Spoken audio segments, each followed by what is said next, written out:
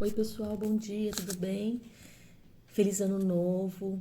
É a primeira aula desse ano. Que a gente tenha um ano de mais resiliência ainda, de mais paz, mais saúde principalmente, né? Que a gente possa conseguir dar conta de vencer os desafios que serão impostos, né? Tenho certeza que cada um de nós vai estar mais forte para lidar com os problemas que porventura aparecerão, né? O ano passado foi de muita provação e eu tenho certeza que a gente está mais capacitado para lidar com esse novo ano, tá? Então, meus votos de um ano melhor.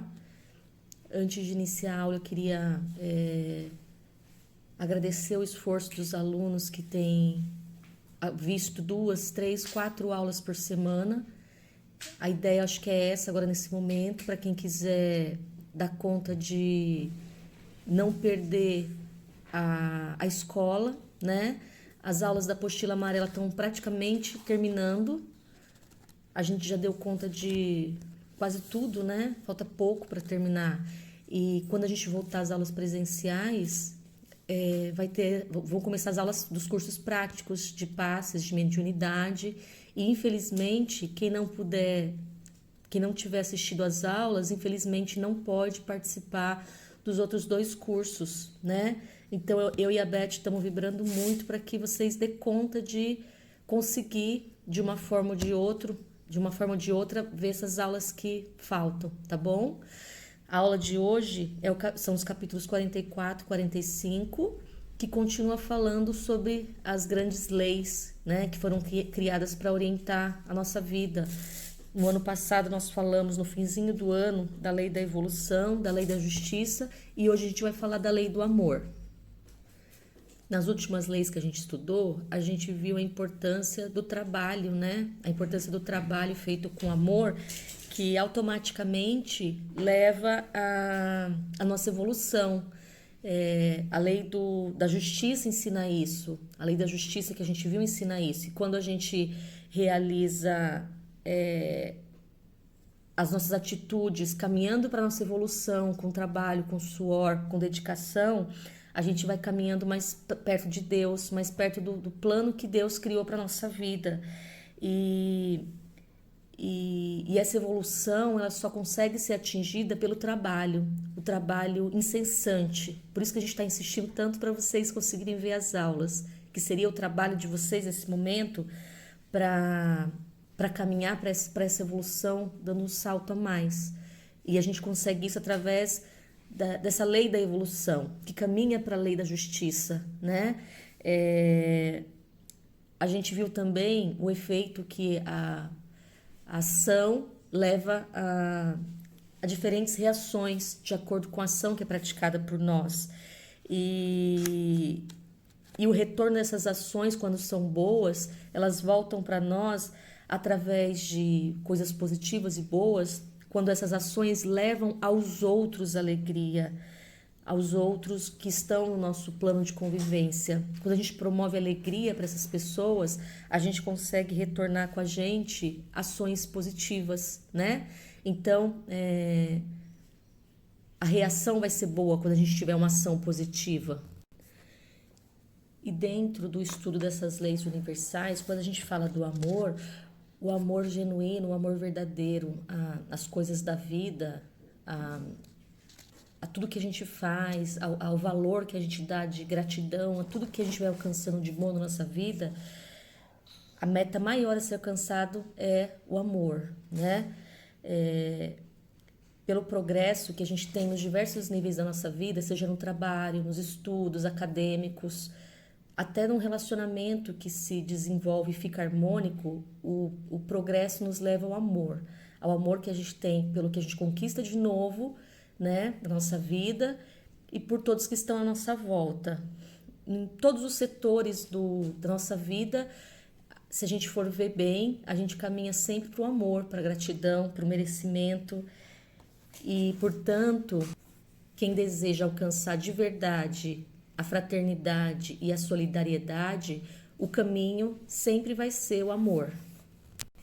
E aí eu quero ler um pedacinho do texto aqui para mim não deixar escapar a importância que eu achei tão bonito.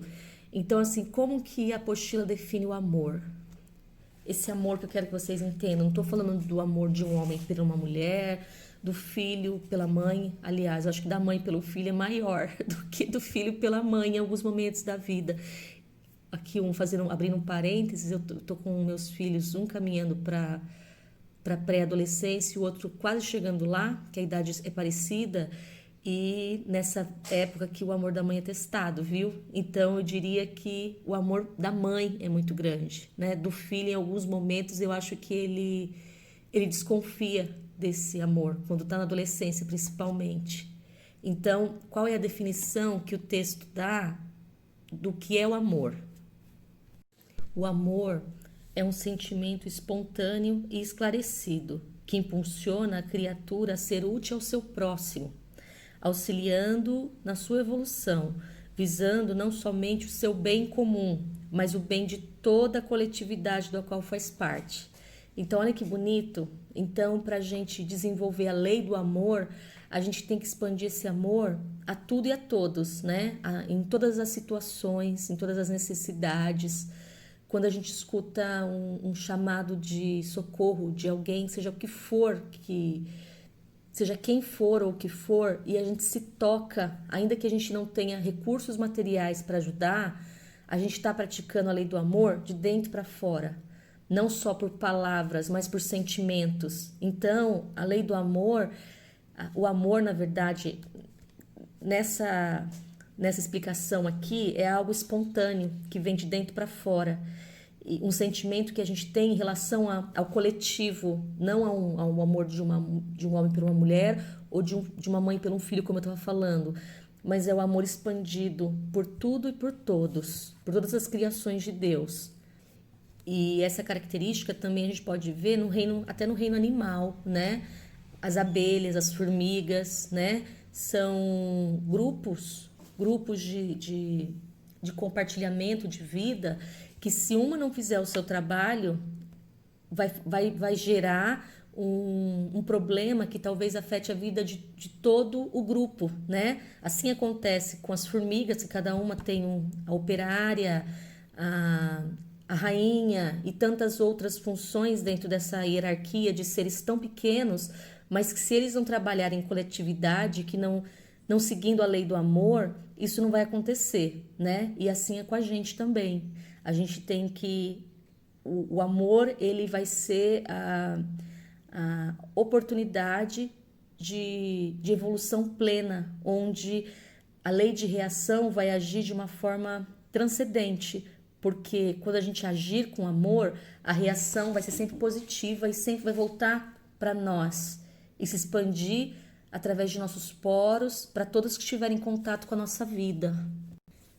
E qual seria o contrapeso do amor, né? Seria o egoísmo, né? Então, entre nossa sociedade humana, o contraposo do amor seria o egoísmo.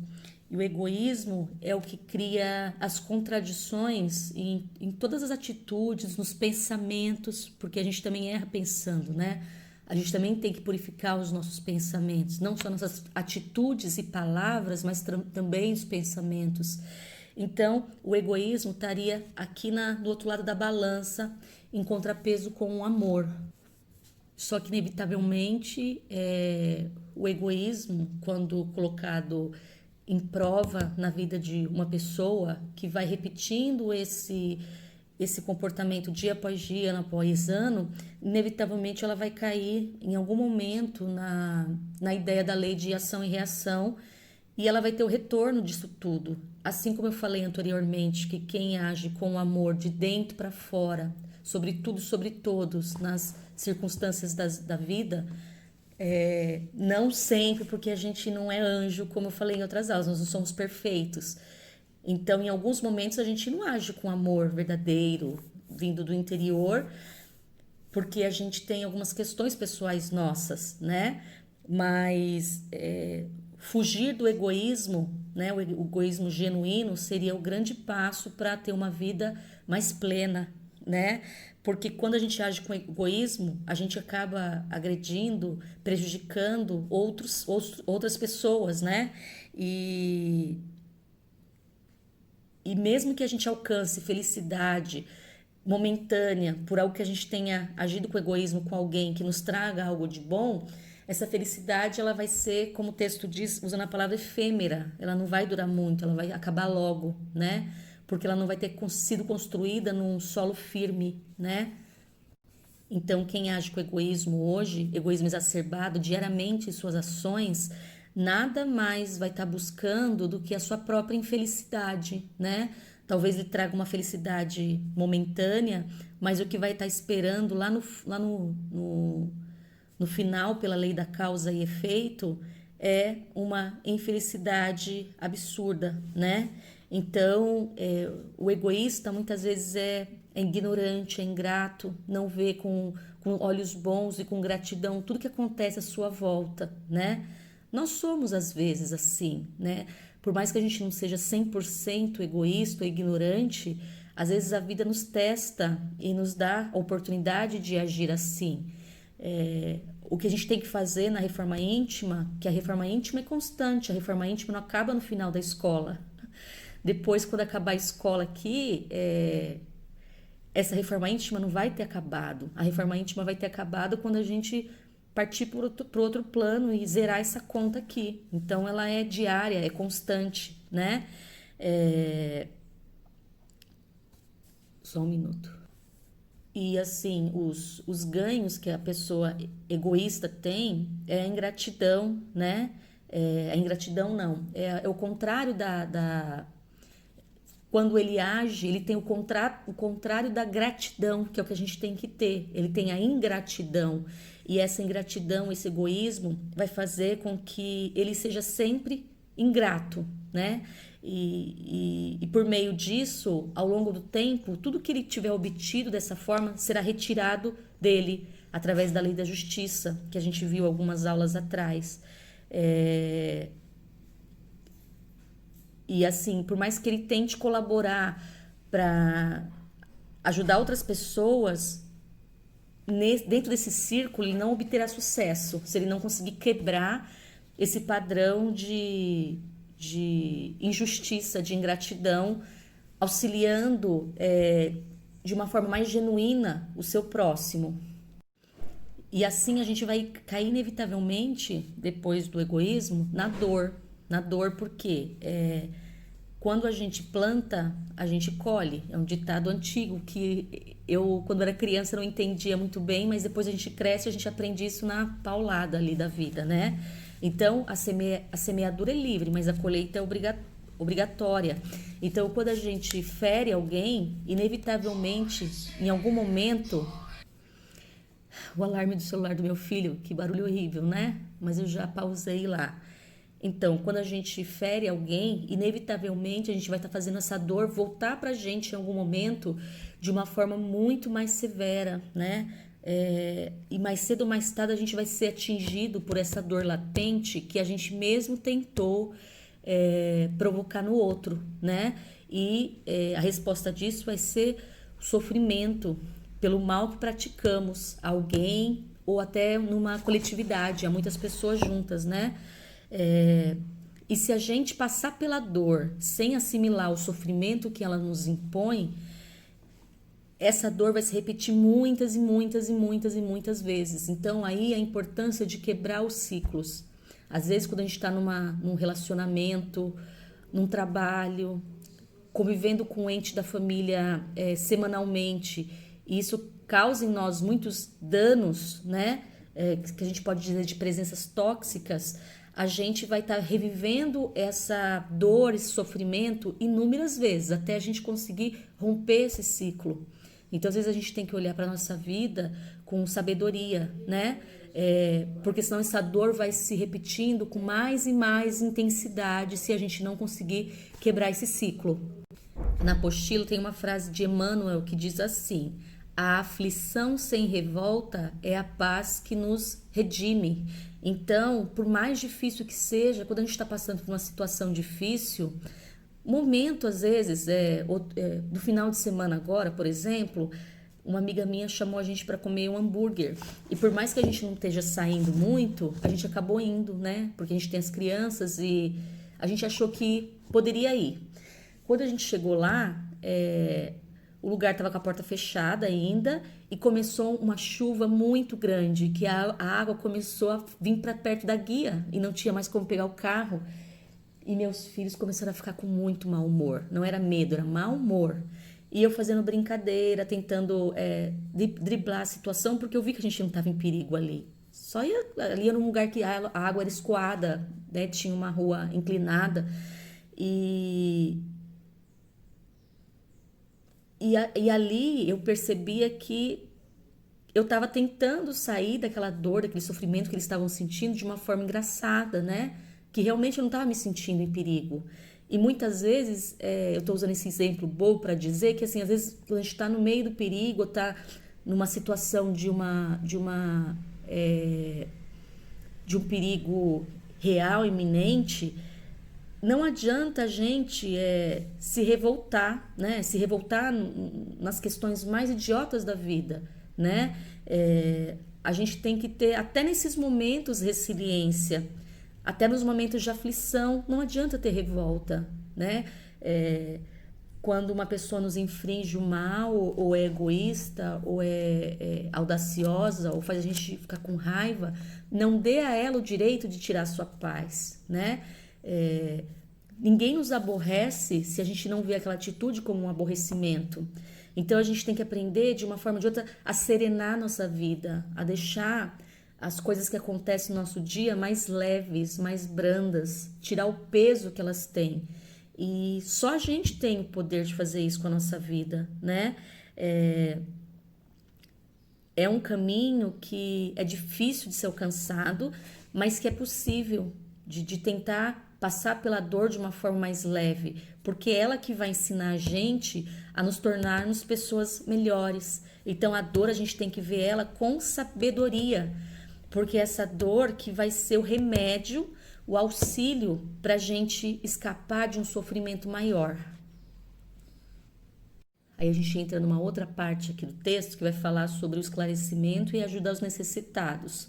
Quando a gente tem intenção de ajudar alguém, a gente se engana achar que a gente está ajudando somente a outra pessoa. Quando a gente tem intenção de ajudar alguém, a gente está, na verdade, ajudando a gente mesmo. A gente está trazendo com as nossas atitudes paz para a nossa vida.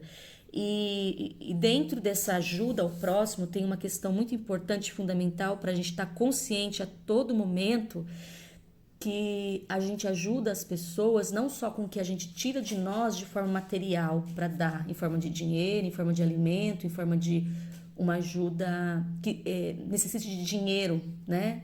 De parte material. Não, a ajuda mais importante, ela vem de dentro de nós, com nossas atitudes, com as nossas palavras, com o que a gente semeia quando a gente tem uma conversa com os amigos, com familiares. Esse é a verdadeira ajuda que a gente dá para as pessoas, né? Jesus exemplificou isso em cada passagem da vida dele. Ele não tinha nada de material para dar para alguém. Ao contrário, o pouco que tinha, ele tinha que multiplicar, como tem as passagens na Bíblia do pão, do peixe, do vinho, né? A ajuda que ele tinha para oferecer não era material, era dos seus exemplos, era da sua palavra, da sua atitude, porque isso jamais vai desaparecer. A gente pode desencarnar e morar no outro plano, e os exemplos bons que a gente tiver deixado, em algum momento, podem ser lembrados e fazer a diferença na vida de alguém. A gente não pode esquecer que... E aí a apostila dá um exemplo de um ato de relação humana. Então, assim, quando a gente está vivendo uma situação muito abusiva em algum relacionamento e a gente se sente coitado, esse não é o melhor pensamento que a gente tem que ter. A gente tem que pensar o quê? Pela lei da justiça divina, será que a gente não está naquele relacionamento porque a gente foi escolhido em outro plano e a gente aceitou fazer parte desse plano para a gente tirar aquela criatura do sofrimento, para a gente tirar aquela pessoa do sofrimento? E como isso? Rompendo às vezes essa relação que vai trazer dor, que vai trazer sofrimento, mas que depois de um tempo vai fazer tanto eu quanto essa outra pessoa crescer e evoluir. Isso também é uma forma de amar, de dar amor a alguém, né? entender que um ciclo acabou e tentar romper com ele. De uma forma ou de outra, a gente vai estar fazendo bem ao nosso semelhante, agindo dessa forma. Vamos estar ajudando ele a adquirir depois um novo equilíbrio e assim também a nossa vida. Então, voltando na dor, a dor em qualquer situação, seja ela provocada por uma questão de saúde, doença, término de um relacionamento, perda de um ente querido, perda de um membro, perda da saúde física, ela sempre vai ser proveitosa para a gente tirar dela lições para a nossa evolução espiritual. E aí eu vou ler mais uma passagem aqui da apostila, porque eu não quero perder a essência dela, que é uma passagem que fala sobre os efeitos do amor, não os efeitos que tem o amor na nossa vida e na vida dos outros, né? Assim como a fé remove montanhas, o amor também é capaz de fazer isso, removendo da nossa vida o peso dos erros que a gente cometeu no passado, né? Deus, quando Ele nos entrega a capacidade de amar, Ele está nos dando a oportunidade de... Lembram daquela parábola do talento, dos talentos, né? Daquele valor que foi empregado para aquela pessoa? Então, se a gente multiplica esse amor, a capacidade de amar que Deus nos dá, pensando nesses talentos que nos foram entregues, que é o que está dizendo aqui. Quem quiser amar, que procure multiplicar o talento que lhe foi confiado para aplicar na seara de Deus, que é a capacidade própria de servir, pondo esse talento à disposição de todos, para que todos deles se beneficiem, como determina o Evangelho, que a luz seja colocada sobre o velador, para que os que se aproximem dele se beneficiem. Então, todos nós fomos entregues nessa vida com a capacidade de amar, de ser luz na vida dos outros. E a gente tem que multiplicar essa capacidade dia após dia, porque a gente vai estar se beneficiando, assim como a gente vai estar beneficiando todos que estiverem ao nosso redor diariamente. E aí a gente tem também na lei de ação e reação um exemplo que a apostila dá, que é das perdas de membros, né? Então, às vezes alguma pessoa passa por um acidente e perde um dedo, né? Ou a ponta de um dedo, um pedaço da orelha, né? Uma mão. E aí, na explicação divina, a pessoa pode ter tido uma vida tão maravilhosa, tão repleta de amor, de bons exemplos, né? Que, na verdade, no plano superior, antes de reencarnar, aquela pessoa era para ter perdido o braço inteiro e não uma mão. Então, até pelas coisas ruins que acontecem com a gente tem que olhar com gratidão, porque a gente não sabe se aquele mal que nos foi infringido, como a perda de um membro, a perda da saúde, às vezes a gente descobre que tem um problema de saúde, mas que a gente pode lidar com ele através de uma dieta mais saudável, de exercícios físicos, de uma medicação. E a gente tem que ter gratidão, né? Gratidão por ter como tratar aquilo, gratidão por ter médico, por ter remédio, e gratidão por aquele problema que apareceu, ter aparecido na nossa vida daquela forma, que sempre pode ser pior. Tudo sempre pode ser pior. E acho que essa é uma máxima que a gente tem que adotar na nossa vida. Quando algo ruim acontecer pra gente, a gente tem que pensar: obrigado por ter acontecido assim, porque poderia ter sido pior. Sempre pode ser pior. E aí a gente vai aqui para o finalzinho desse capítulo que fala como ajudar o próximo, né? Então a ajuda ela pode ser esclarecida ou pode ser espontânea. A gente pode ajudar as pessoas dando a elas o que elas precisam, ou pode dar algo sem esperar nenhuma recompensa, que seria ajuda espontânea. E vale a gente lembrar que assim, que nem sempre ajudar alguém é dar o que ela quer. A gente tem que dar o que ela precisa, né? Uma criança que está sendo educada, ela não pode ter tudo o que ela quer, porque senão a gente não vai estar dando o que ela precisa, que é a adoção de hábitos e de atitudes saudáveis, né? Uma pessoa que está ficando obesa muito rapidamente, por mais que eu a ame, eu não posso dar para ela todo o alimento que ela me pedir, porque eu vou estar matando ela, né? Com o passar do tempo. Então, a gente tem que entender que para ajudar o próximo, nem sempre a gente tem que dar para ele o que ele pede. Às vezes a gente tem que dar para ele o que a gente precisa, e para isso a gente tem que ter olhos de sabedoria. Lembrando que a gente tem que dar a oportunidade das pessoas que estão à nossa volta passar pelas suas provações pessoais. Se a gente não entende isso, a gente vai estar tirando delas a oportunidade da própria evolução, né? A gente vai agora para o capítulo 45, que fala sobre o amor a Deus, ao próximo e aos inimigos, né? Então, a gente tem diversas manifestações do amor. E aí, a primeira coisa que a gente tem que fazer é retirar desse conjunto de amor que a gente está estudando o amor carnal, que é o desejo, a paixão. Não é desse amor que a gente está falando. Nessa parte do estudo, a apostila fala mais diretamente do amor da mãe, que eu já tinha até citado aqui antes. O amor de mãe é um amor instintivo, é instinto de proteção, né?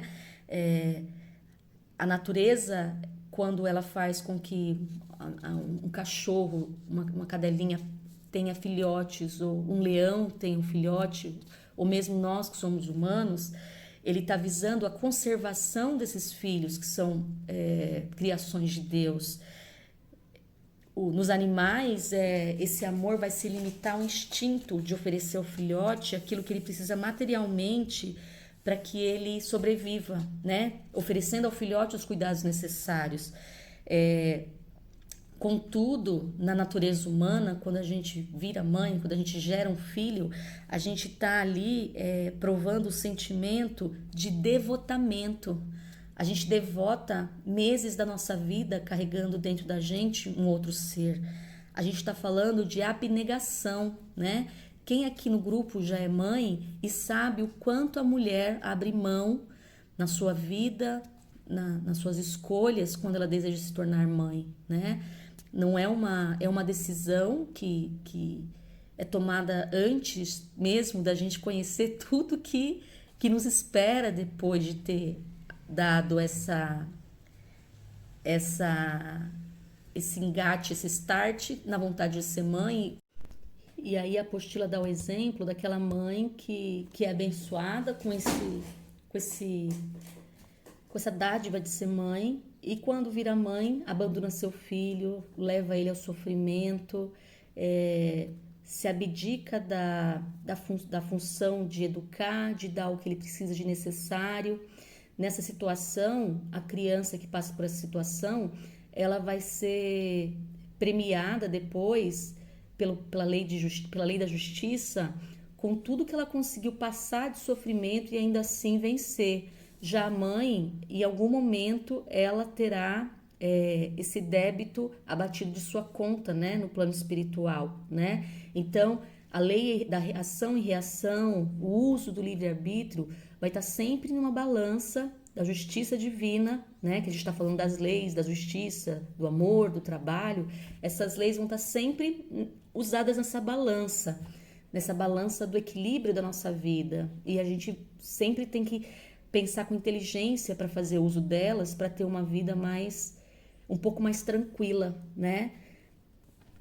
Aí a apostila fala de uma coisa que eu achei bem interessante, que é a questão a gente fala tanto, eu quero encontrar minha alma gêmea, a pessoa que foi feita para mim, a tampa da minha panela. E a apostila, na verdade, fala que isso não existe, né? Que o que existe, na verdade, que assim, ninguém foi feito aqui para ter uma união em particular, ou um ser que foi criado em outro plano para que pudesse estar com a gente nessa vida. A apostila fala que a verdadeira alma gêmea, na verdade, a gente vai encontrar quando a gente tiver entendido que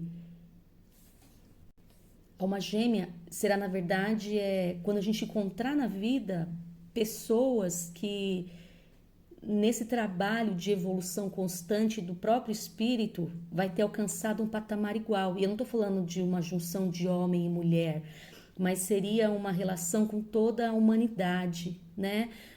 A apostila diz assim: portanto, o amor de almas gêmeas é, em suma, aquele que o espírito um dia sentirá por toda a humanidade. Né? Então, se um dia a humanidade alcançar um patamar de evolução conjunta muito grande, o amor se dará entre todas aquelas pessoas que vão se ver com desejos e ações e pensamentos comuns. Quando a gente pensa em trabalho social, quando a gente vai ajudar, vamos supor, tem uma enchente, eu tenho que ajudar os desabrigados, eu vou levar comida para os mendigos na rua, eu vou ajudar um favelado, né, que perdeu a casa no incêndio. Eu não tenho que pensar quantas pessoas eu ajudei em número, mas se eu tiver tirado uma pessoa de um caminho errado que ela estava, colocando ela num caminho bom, com uma palavra, com uma atitude positiva, eu terei praticado o amor aos semelhantes.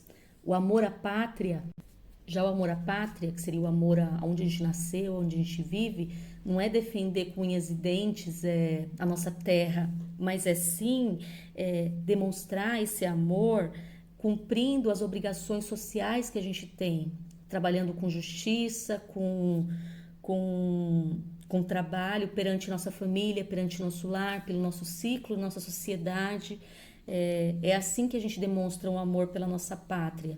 E o amor a nós mesmos é medido quando a gente consegue verdadeiramente amar a nós mesmos, essa criação sublime feita por Deus, que somos nós, cada um de nós. Então, esse amor a nós mesmos nada mais é do que trabalhar incessantemente pela nossa reforma íntima. Eu não estou falando aqui do amor que nos leva a ser narcisistas, a pensar em ter uma pele perfeita, um corpo perfeito. Não é isso. A gente está falando aqui do amor pelo que a gente pelo que a gente se transforma de melhor a cada novo dia, quando a gente busca aprender, quando a gente busca se reciclar, né? Vocês têm que ter uma gratidão, um amor enorme por vocês mesmos, por estarem hoje aqui vendo essa aula, né? Por terem visto todas as aulas que a gente está vendo desde o ano retrasado, agora já é ano retrasado, porque o ano mudou. Então a gente já está há 2 anos na nossa escola, quase 2 anos. Em maio agora do ano que vem, faz 2 anos que a gente começou a nossa escola. Né? Do ano que vem nada, agora desse ano, faz 2 anos que a gente começou nessa escola. Dá um parabéns aí, ó, parabéns para você que chegou até aqui, parabéns para você que quando as aulas estavam presenciais, pegou chuva, pegou ônibus cheio, foi para a escola depois de um dia de trabalho difícil, parabéns, se deu parabéns, né?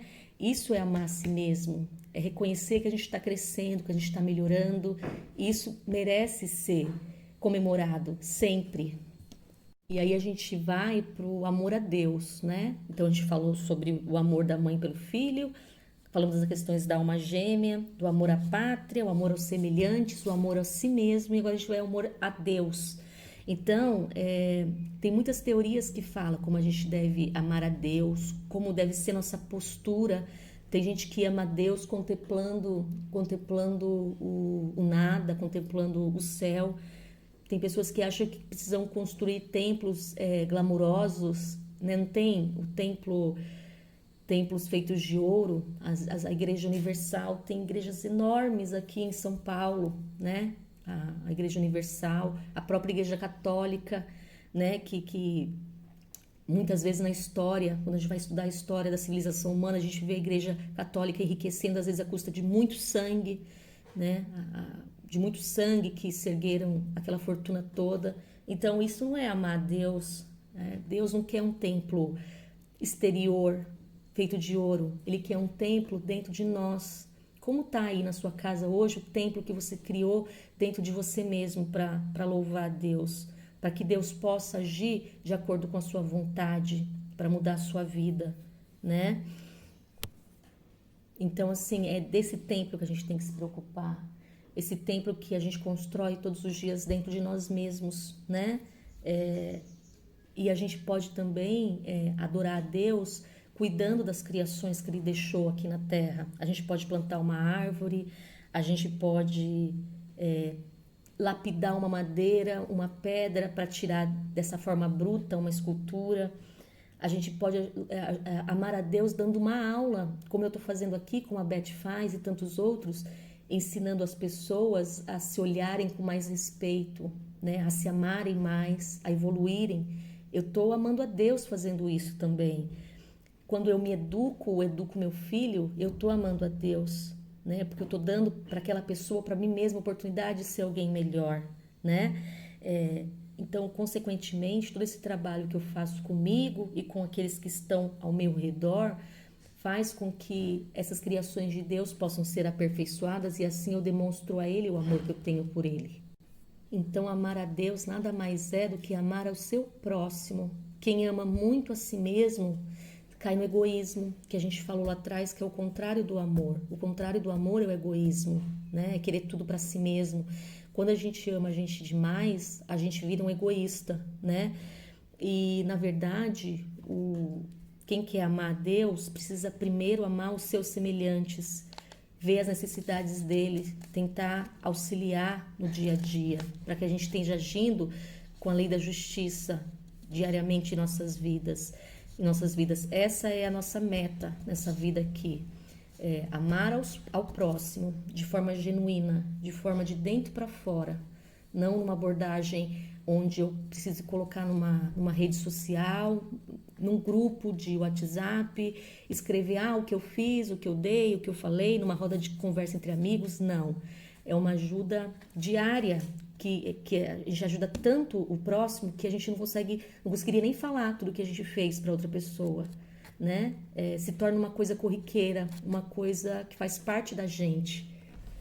E o amor mais genuíno é aquele que tenta ajudar aquele que nunca nos deu nada. É fácil a gente amar é fácil a gente dar amor e ajudar o próximo quando é uma relação recíproca que alguém me deu e eu me sinto na obrigação de dar para aquela pessoa também, para que aquela relação continue. Não é desse amor ao próximo, dessa ajuda ao próximo que a gente está falando aqui. É ajudar sem interesses próprios, né? Não é ajudar aquele que nos serviu, mas é ajudar aquele que a gente nem conhece, que a gente não sabe onde mora, qual é a aparência física. É desse amor que a gente está falando aqui. E eu não estou dizendo que isso é fácil, não é fácil. Não é fácil porque senão eu não estaria precisando falar sobre isso para vocês e lendo para mim mesma lembrar. Não é fácil amar um inimigo, não é fácil amar aquela pessoa que tira a nossa paciência, que prova nosso amor, nossa fé lá no nosso trabalho, aquela pessoa lá tão difícil que a gente tem que continuar lidando com ela dia após dia. Aquele irmão que a vida nos deu, né? Eu mesmo tenho uma única irmã e desde criança a gente nunca se deu muito bem. E até hoje é assim, né? E eu já cheguei a falar sobre isso em terapia com a psicóloga. E diante de todos os relatos que eu faço para a psicóloga, ela já falou que a minha irmã é uma presença tóxica na minha vida em determinados momentos e que eu vou estar amando ela e amando a mim mesmo, às vezes não convivendo com ela como eu gostaria, né? E isso, se a gente for ver, é tão triste, né? Mas às vezes como eu falei, não é fácil colocar em prática tudo isso que a gente lê nos textos, mas toda situação que a gente passa aqui, cada pessoa que vive na nossa vida, seja esse exemplo que eu dei do irmão, da mãe, do filho, do namorado, do amigo, essas pessoas foram colocadas de alguma forma para ensinar alguma coisa pra gente, nada é em vão. E aí a gente vai aqui para a última parte do capítulo que fala sobre o amor aos inimigos. Como eu dei um exemplo pessoal com um parente próximo, que é minha irmã, que a nossa relação nunca foi boa, se é difícil amá-la, né, com esses problemas todos que a gente tem, que a gente sempre foi muito diferente desde criança, né? Imagina amar um inimigo, alguém que não nasceu no nosso sangue, do nosso sangue, né? O amor ao inimigo seria, assim, o mais próximo de nos levar a Deus, o amor genuíno, né? Sem interesses. E como a gente ama nossos inimigos? A gente ama nossos inimigos não tentando nos tornar amigos deles, mas vendo através dos exemplos errados que talvez eles ajam em nossas vidas com más atitudes, más palavras, mau comportamento, a gente usa eles como um trampolim para nossa evolução, vendo o quanto a gente própria às vezes já teve nesse mesmo caminho e hoje a gente consegue agir diferente, pensar diferente as atitudes que essa pessoa tem. Às vezes quando a gente consegue tratar bem aquele que nos agrediu, que nos fez sofrer, ou às vezes nem tratar bem, mas olhar aquilo às vezes até com piedade, porque a pessoa não sabe agir de uma outra forma, né? Na verdade, essa é uma lição importante para a gente aprender nesse amor aos inimigos, né? Que às vezes a pessoa não nos agride, não nos maltrata, não diz palavras horríveis, com mau comportamento, com amargura. Ela não faz isso porque ela quer, ela faz isso porque essa é a única forma que ela sabe viver, é a única forma que ela encontrou para viver o seu dia a dia. Então a gente tem que olhar ela com gratidão na forma de ver o quanto corrosivo e nocivo é viver assim e o quanto a gente não quer isso para nossas vidas, né? Então até para o inimigo a gente tem que olhar com gratidão. E aí eu volto para ler de novo um texto da apostila, para não correr o risco de tirar a grandeza, né? Emmanuel compara aqueles que se aproximam de nós com aparência de inimigos como nossos examinadores, ensinando-nos.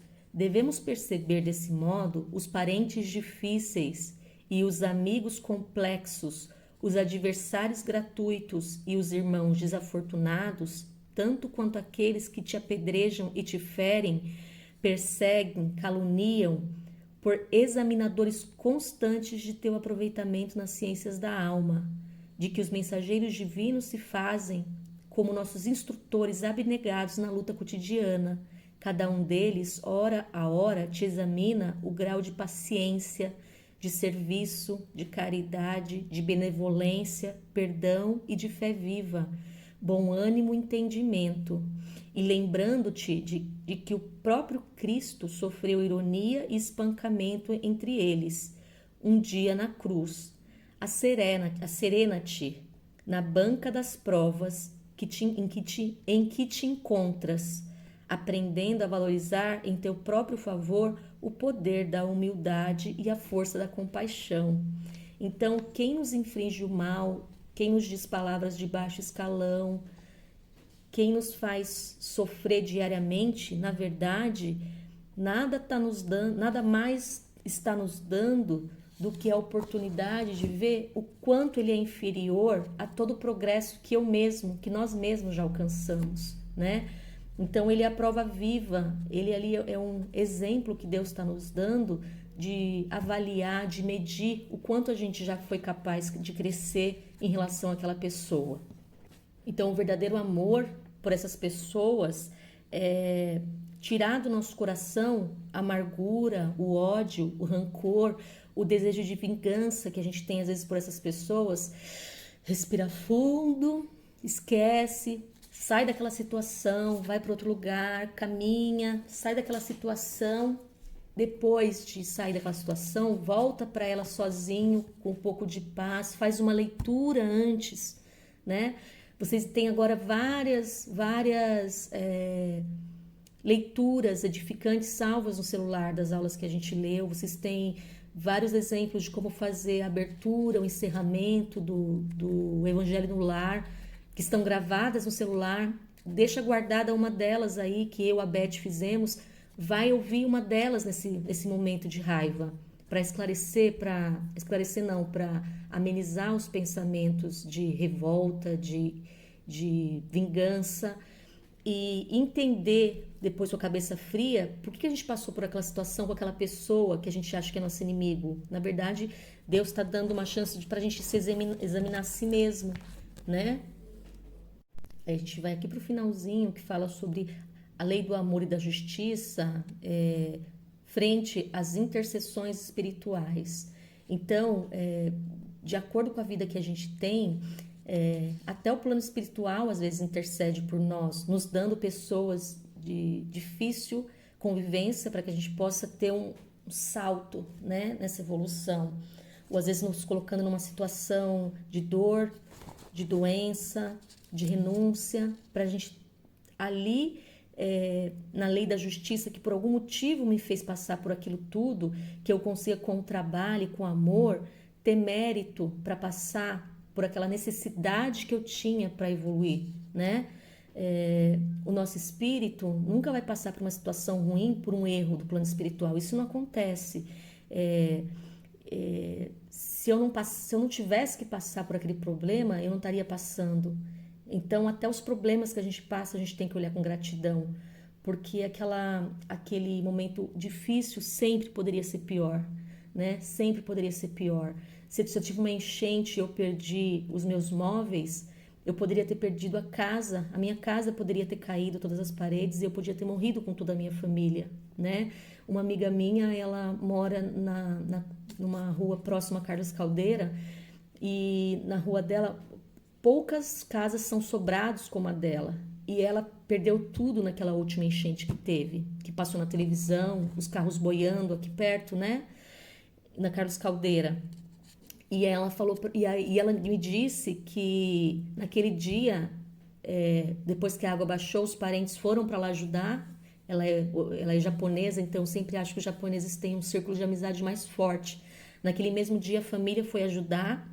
E ela me disse que naquele dia ela sentiu gratidão porque ela tinha um sobrado e ela pôde dormir na cama dela naquele dia, de tanta tristeza, que perdeu tudo que tinha na sala, na cozinha, no banheiro, embaixo, na despensa, na geladeira. E ela sentiu gratidão de ter a cama para dormir seca em cima, que estava no andar de cima onde a água não chegou. Então, sempre pode ser pior. E a gente não pode esquecer de ter gratidão até no momento desse.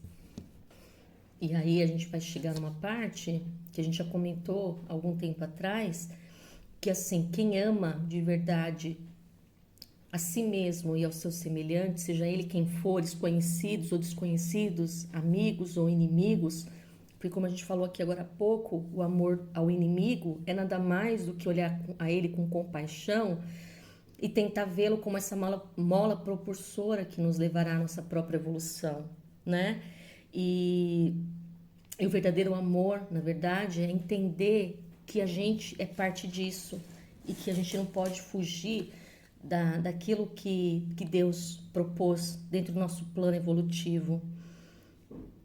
E assim, a gente não pode esquecer que quando a gente serve ao outro, quando a gente ajuda alguém, a gente está seguindo o plano sempre que a gente ajudar alguém, que a gente tiver uma boa ideia, um bom pensamento de ligar para alguém, de tirar um pouco do que a gente tem material para fornecer para alguém, de dar uma palavra amiga, de passar a palavra de Deus, ou um bom exemplo para alguém, a gente vai estar seguindo com o nosso plano, a gente vai estar agindo com amor, e dessa forma a gente vai estar proporcionando ao nosso espírito uma evolução que vai caminhar um dia para a perfeição divina, às vezes não nessa vida, mas numa outra que a gente vai ter que vir ainda para reencarnar nela, né?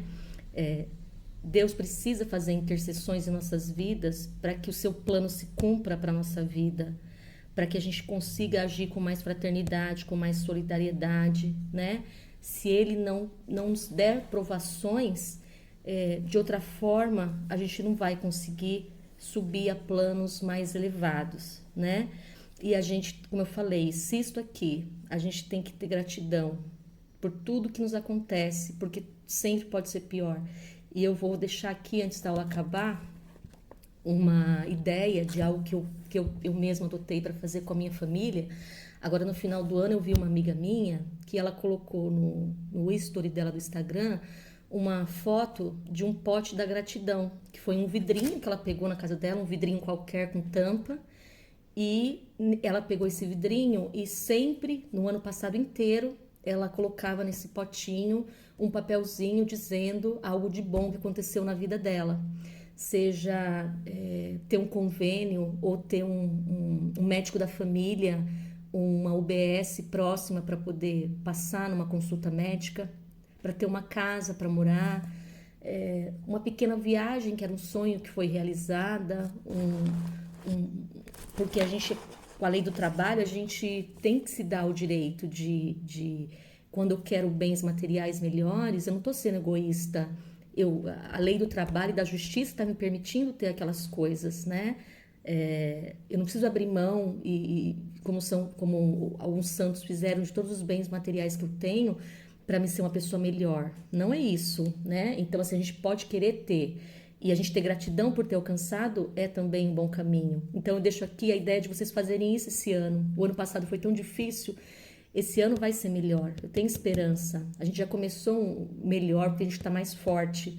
E que legal vai ser se a gente fizer esse potinho da gratidão, como eu comecei a fazer com a minha família na minha casa, no final desse ano, e descobrir que mesmo com todas as tempestades que tiveram, quantas coisas boas aconteceram. E aí a gente vai construindo dentro de nós mesmos uma ideia de resiliência, de ser mais forte, para a gente acreditar nos méritos que a gente tem e na evolução do nosso espírito, né? Nas pequenas ações do nosso dia a dia, nas pequenas gratidões que a gente pode ter com a gente, com o próximo, né? Então é isso, eu espero que vocês tenham aprendido. Fiz aqui essa aula com muito amor e na próxima semana eu volto, porque o conteúdo é continuação desses 2 capítulos aqui, tá bom? Um beijo, um 2021 cheio de força, de fé e de paz para vocês. Fiquem com Deus.